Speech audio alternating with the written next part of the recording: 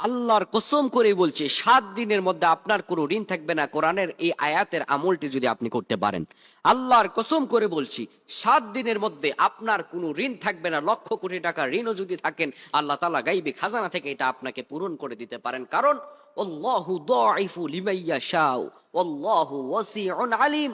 আল্লাহ রাব্বুল আলামিন হচ্ছেন সেই প্রাচুর্যের অধিকারী, যে রব এই পৃথিবীর সব সম্পত্তিরও মালিক। সুবহানাল্লাহ বলেন।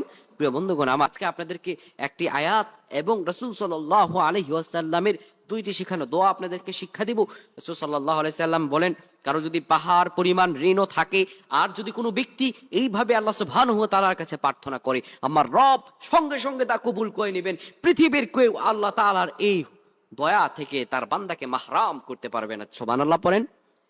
আয়াতটি আপনি পাঠ করবেন আল্লাহ রাব্বুল আলামিনের কাছে। এই আয়াতটি আপনি 7 দিন একটানা পাঠ করবেন।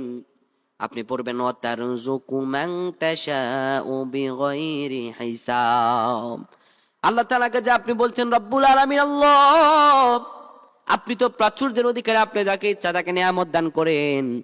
রব্বুল আলামিন, আল্লাহ আমি অসহায় অবস্থায় আছি, আল্লাহ আপনি আমাকে নিয়ামত দান করেন। কোন ব্যক্তি যদি আল্লাহ রব্বুল আলামিনের কাছে যাইতে পারে, আমার রব রব্বুল আলামিন তার দোয়াকে কবুল আর মঞ্জুর করে নিবে।